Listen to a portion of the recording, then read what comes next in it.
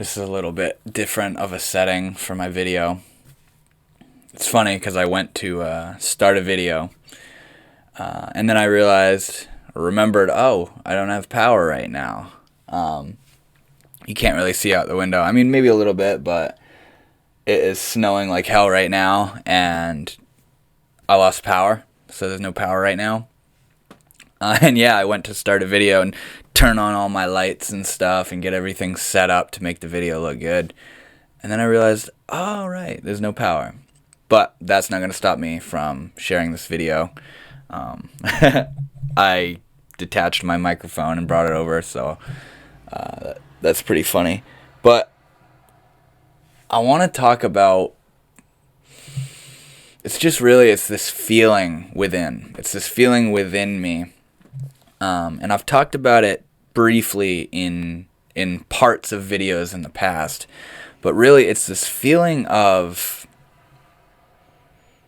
it's like a feeling, the way I would describe it is a feeling of pure, formless creativity and inspiration. It's this just, I feel it right now. It's why I'm making this video.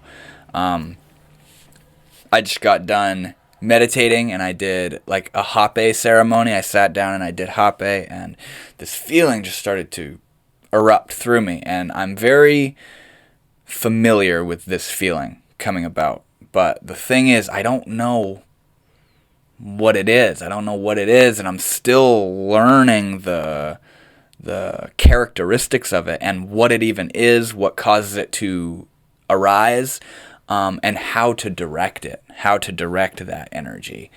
And yeah, what this feeling is it's a feeling of, as I said, pure, formless inspiration. And the reason I say formless is because it's not like I'm inspired to do this or do that. It is the pure, formless feeling of inspiration itself. It's a feeling of creativity, of motivation, of energy, of wanting to do something, That's the weird part. Is I don't know what this energy is trying to get me to do, and it brings me to do all sorts of stuff. This very energy that I'm speaking of has inspired YouTube videos, it's inspired writings that I've done, it's inspired poetry and quotes and philosophical writings that I've done.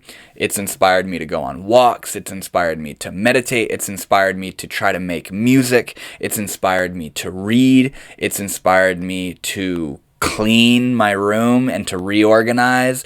It's inspired me to do yoga. It's inspired me to draw. It's this very strange feeling, and the weird part about it is the formless nature that it takes, where it's a feeling within and that's it. It doesn't have a direction. It doesn't have a route that it's carved and being poured forth into. It is the pure, innate feeling of expression. And I feel like this feeling that I'm describing right now, I hope I've kind of made it clear what it is that I'm talking about. This feeling, I feel like this feeling is what drives true art. It is the real driving force behind all forms of art, all forms of knowledge and wisdom, all creation, really, all creation, all innovation. Now, this isn't to say that everything that's been created by humans is good and beneficial. That's not what I'm saying at all. But what I'm saying is that there's this feeling within, man, that just, to talk about how it occurs for me, it brings me to want to do things. But the frustrating part is that I can sometimes have trouble finding a groove for this energy to pour to pour into, to be expressed through. And I don't need to do anything to direct this energy, but I feel like that's why it's there. I feel that the reason this energy is present within me is to drive me to want to create. I feel if you have a music artist, perhaps a music artist who hasn't made music yet, they haven't been recognized as a musician by others or by their own selves. They haven't even recognized that they are a musician, you know? If they didn't feel the feeling, the drive to want to make their own music and to express something in the form of music, they wouldn't be a musician. And what it is that they're feeling that drives them to create music, I think, is this very feeling that I'm talking about in this video. It's remember in physics class the thing where you learned about potential energy, where when a roller coaster goes up the tracks and it goes right all the way up to the top at that very height, at that peak of as high as it goes, prior to it going down, when it's up at the top there, that it possesses what's called potential energy, which means it has the ability to absolutely plummet down at high speeds and high velocities and high force and power. And I can kind of use that potential energy as an analogy in describing this feeling, that this feeling begins to rise within me. And it's like a roller coaster climbing up, and up at that peak is the potential energy, the formless creative energy of the human spirit. And it climbs up, and I don't know why it arises and goes away and whatnot, but it climbs up, and once it's at its peak, the route that it finds itself in, whether I meditate or make a video or write or draw or work on music or read or exercise or go on a walk or whatever it is, whatever route that energy takes, that is the roller coaster going down, and the potential energy being released through a certain route. It's pretty far out. I've had, sometimes I struggle, just to talk about this YouTube channel, I struggle with, I want to make a video every single day, man. Anytime something comes to my mind that evokes that feeling of wonder and inspiration and wanting to share, I want to share it.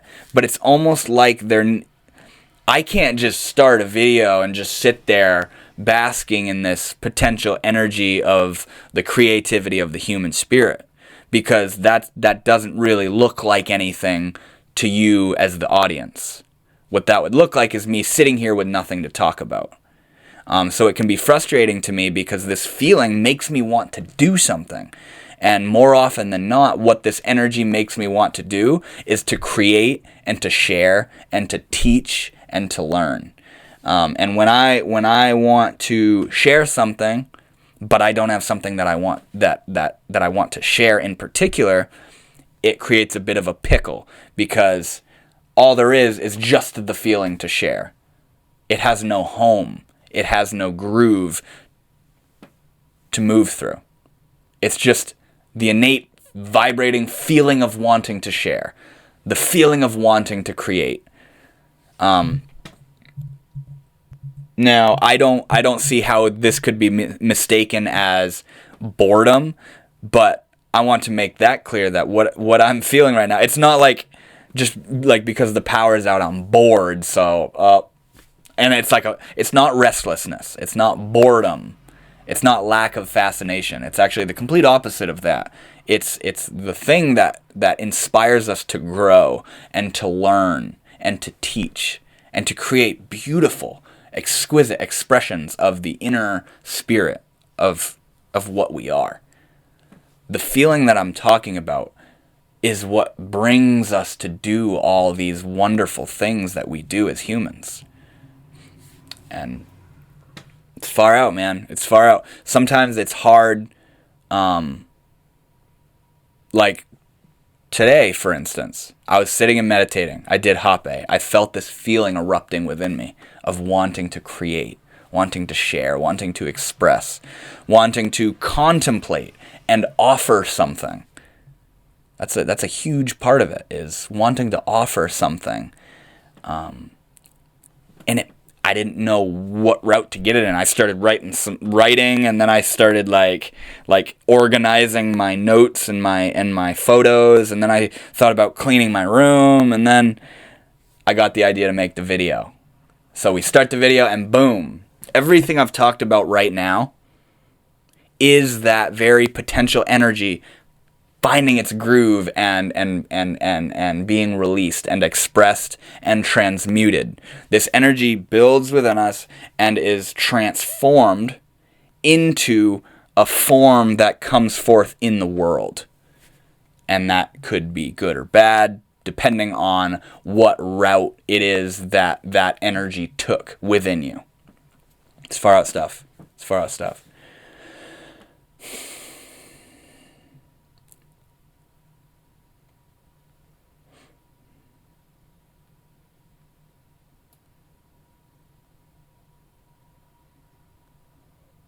I think it takes a certain level of skill and discipline to to not do anything with that energy, because that energy is very, in a way, provocative. It inspires me to want to do something, in the name of growth, in the name of teaching and learning, in the name of creativity. And yeah, it can be bothersome, because I don't want to take a nap or continue to meditate. I want to share something. I want to teach. I want to make something, create something, change something, have fun, go somewhere, do something, talk to someone. It's very interesting. I hope you feel what I'm saying with this.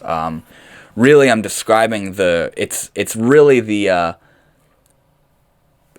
energy within the human spirit that catalyzes us to do these beautiful things that we do. When you read a beautiful quote from someone, and you go, wow, that's so beautiful, and it sheds light on something going on in your life, and you have insight into something from reading this quote, that the person that wrote that quote, something drove them to say that. Something drove them to share that. Something inspired them. That's a better word. Something inspired that person to say such a thing. They weren't just like, well, I'm bored, I don't know what else to do, I guess I'll make a beautiful quote. It came from somewhere deeper. And in my understanding, where that quote and where that kind of stuff comes from is the very spirit of creativity. And it's a beautiful feeling. It's so beautiful.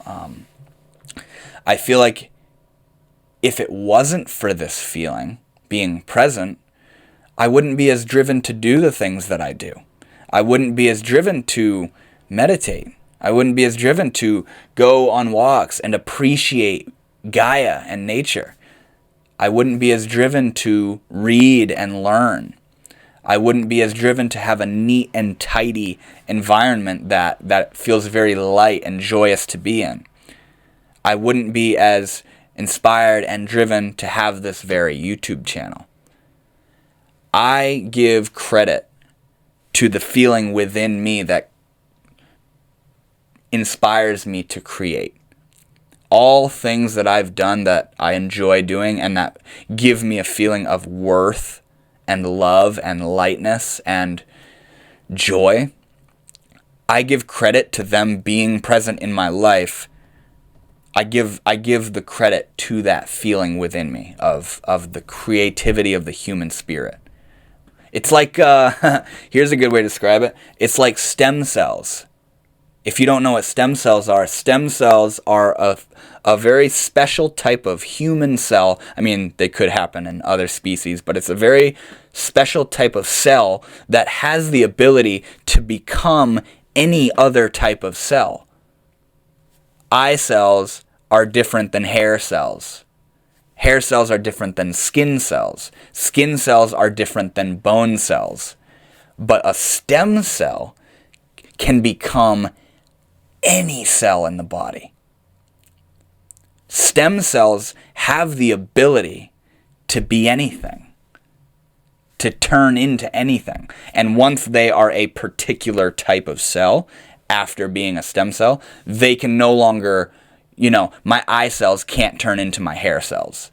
But a stem cell can be either an eye cell or a hair cell. And that's honestly exactly what this energy within me and within you is. It's like spiritual stem cells, that they have the ability to take all these different forms. And we can utilize these stem cells in positive or negative ways.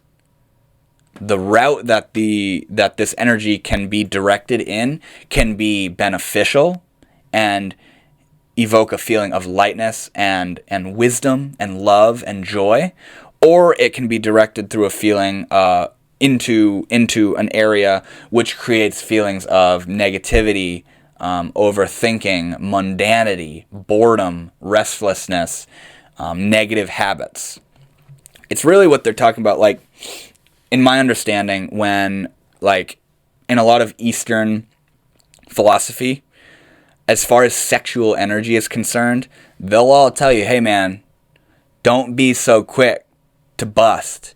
Don't be so quick to let that energy go into the route of sexual expression. Don't be so quick to do away with this energy through that gross of a level. Instead, bring that energy up your spine. And I mean, in some schools of thought, they literally mean to bring that up your spine and up the channel of chakras, the sushumna, to meet at the crown chakra at the top of the head. But I think, in my understanding, a lot of this stuff is very metaphorical, and what they're talking about when they say, bring that sexual energy, which is kind of centered down at the base of the spine, when they say bring that up the spine to the top of the head, what they're saying is redirect that potential energy. Sexual energy is potential energy. In Hindu philosophy, Shakti is the very creative force of the universe. Shakti is a serpent, is portrayed as a serpent at the base of the spine. So when Shakti begins to become aroused and awaken, what she does is she naturally climbs up the channel of the chakras to meet with Shiva at the top of the head. And you can kind of think of that as like a thermometer, where the whatever the red stuff is that rises up the thermometer, that's at the base when it's cold. And you can think of the heat, the temperature rising as the creative energy of the universe awakening. That's the heat rising, and what it does is it rises up the thermostat up to the top. That's what Shakti does. When the creative energy of the universe is awakened, it starts down here and it moves its way up. So in Hinduism, sexual energy, strong sexual energy, is understood to be an awakening of Shakti, of Kundalini. And the thing is, we don't know how to work with that energy. We often will just masturbate or have sex, or if it moves up a little bit, we just get all obsessive over sexual stuff or relationships and power-oriented stuff, But what they're telling us to do is to move this energy up and to, in a way, liberate it through our being so that it can be expressed in a more harmonious way, in a way that benefits not only you but others, in a way that helps humanity and creates beautiful things in this world.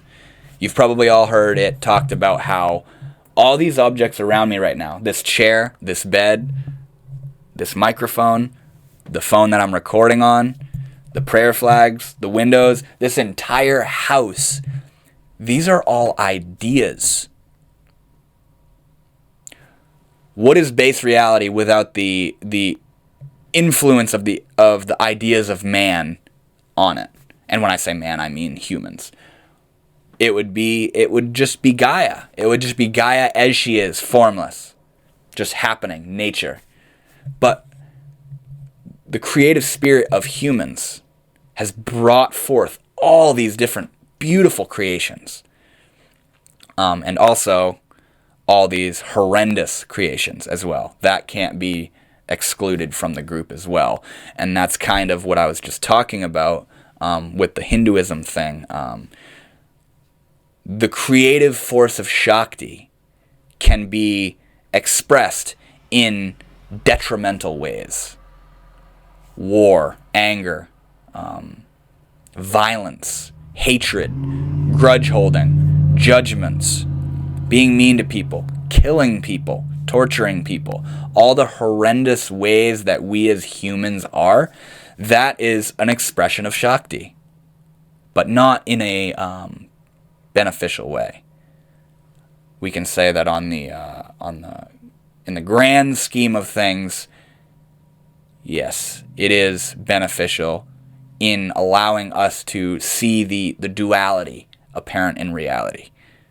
If it was all one thing, we wouldn't know it's that one thing. We wouldn't know what good is if it weren't for bad being in contrast to it. So that's a whole other conversation, though. But it's so fascinating to me. This entire video, aside from what I'm talking about, the potential energy of the creativity of the human spirit, this video is an example of that. All the stuff that I'm talking about right now, it's coming from that energy. It's coming from this spirit within, this feeling of passion of, I want to share, I want to teach, I want to learn, I want to experience, I want to create, I want to offer something, I want to learn something, I want to see something and explore. And it's the life, man. It's the spirit of life. And it's so, so, so beautiful. And like I was saying a moment ago, I give, for all the beautiful things in my life, for my entire YouTube channel, I give the credit to that energy. You know? For my ability to learn, to shed negative habits and to overcome negative ways of thinking and being, I again give credit to the spirit of creativity, of inspiration and passion and motivation. And my heart goes out to those who feel seemingly numb, no passion, no motivation, no creativity, perpetual boredom, perpetual disillusionment, just blah, a perpetual feeling of blah. I would have to sit and contemplate and ponder on why it is that feeling is so perpetual. But I think it's good to take into consideration how you're living your life, what you're doing with your time, what your innate interests are. I know people that have said, in this culture we're taught, follow your passion, man, follow your dreams, find your passion and make it happen. But some people have trouble discovering and identifying what their passion is. And they'll tell you, I don't have a passion, man. And it's taken me a while to realize this, but when someone says that, the way that I see it is, your passion, you're very creative, you are here, you are life. You literally are passion and love and creativity. You are creativity manifest in this world right now. Profound. But where that passion is being directed to is in believing that you don't have passion. You are very passionate when you tell me that you don't have passion. You know what I'm saying? And that's the idea of the stem cells, how the stem cell analogy of how the creativity of the human spirit doesn't have form. It's formless. It's imminent. No form. It's about to, but it's not quite yet. It can, but it hasn't yet. That's the nature of the human spirit, of the spirit of creativity. You aren't, well, I don't know. I was just going to say, you aren't forced to have that creative human spirit poured forth in a certain way against your will. But to be completely honest, I don't know that. I don't know. There very well could be circumstances where the creative energy of the human spirit is unavoidably expressed in a particular way, which in the moment we don't have control over. Yeah, this stuff's it's far out, man. It's far out. Like, to give you an example of what I was just talking about, the nature, all of nature, Gaia, I'm not asking for that to be a thing, but it is. There is a driving force that is creating nature, that is manifesting nature, that is manifesting the very plane that I'm existing on right now. And I believe that's what's called Purusha in Hinduism, in the philosophy of yoga in Hinduism. There's Purusha and there's Prakriti. Prakriti is matter. And I might be completely flipping those around. I'm not exactly positive, but I'm pretty sure. Prakriti is the form of the body, the gross levels of body and mind and senses and materials.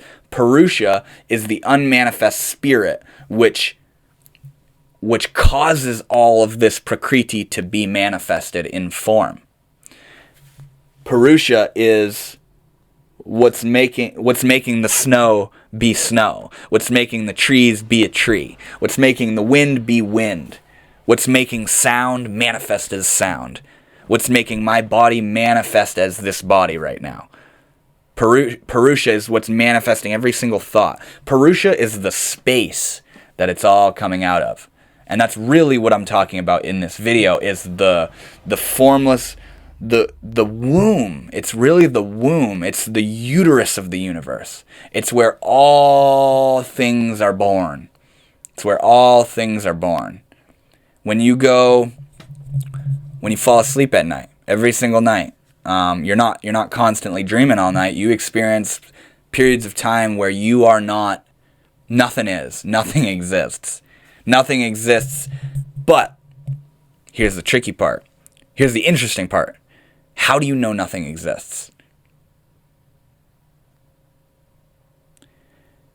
If nothing actually existed, you wouldn't be able to determine if nothing existed or something existed.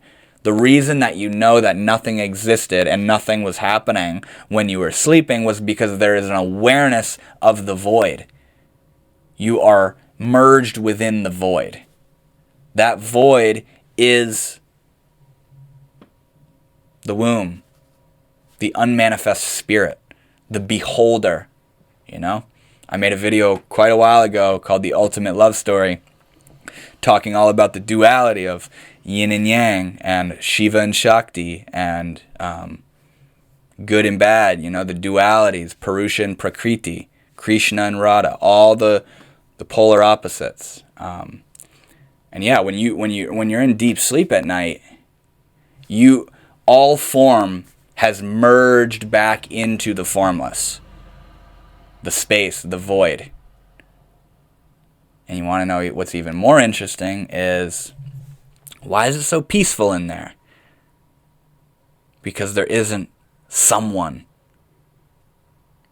When there is someone, that someone most generally has preferences of how they want things to be and how they don't want things to be, of things they want to happen and things that they don't want to happen. Someone, which we can also call and understand as an ego, wants things and doesn't want other things. Someone has preferences. When you go into deep sleep at night, someone goes away. The somebodyness is gone.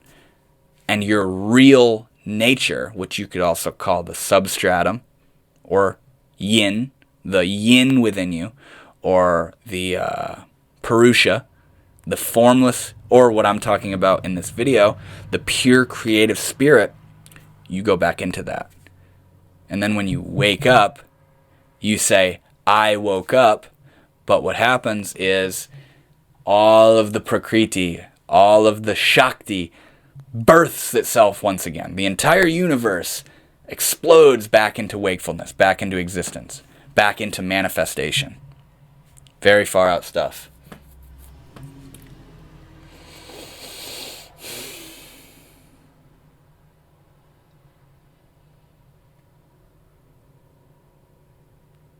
Yeah, why do you think people that are depressed sleep all the time? I think it's because they're trying to keep going back into that place where there isn't someone who's depressed. Because in the waking state, that's where someone resides. That's where somebodyness resides. That's where the ego operates, is in waking consciousness. The reason that that ego wants to go into deep sleep is because it sort of intuitively knows that when it's not there, it's in peace. That's also, that very root that I just described is also why people want to commit suicide, which in my mind is a complete misconception because we don't know what happens when we die. But we think that it's like deep sleep. We go into nowhere and nothing exists. It wasn't like something ever existed or anything ever will exist. We think nothing is. And we say, okay, that's where peace lies, is in not existing. So I'm going to kill myself because when I kill myself, I will cease to exist. That's a very, very, very, very deep philosophy when you really ponder on it.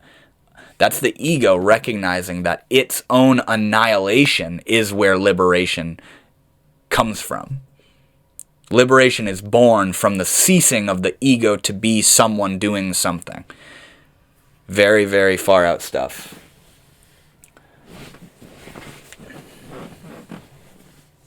That's something I don't think we as in general society, that's something that I don't think we are ready to really grok and fathom and work with, is that it's the very I that we feel ourselves to be that causes all the problems.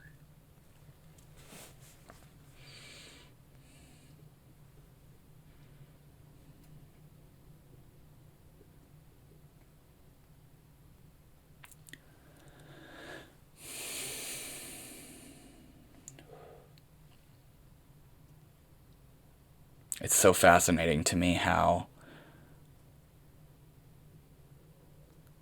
I started this video to talk about, essentially, the thing that makes me want to make videos.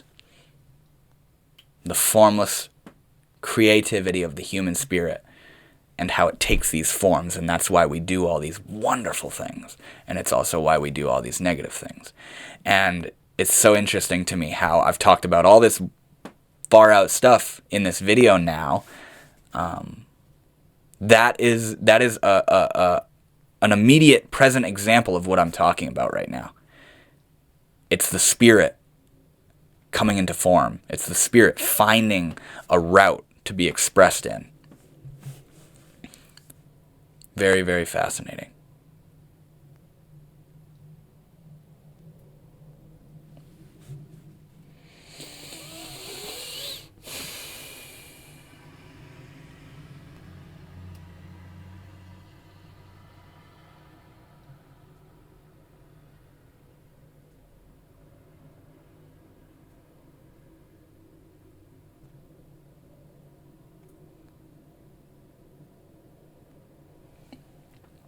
Yeah, I just wanted to share that with you guys real quick.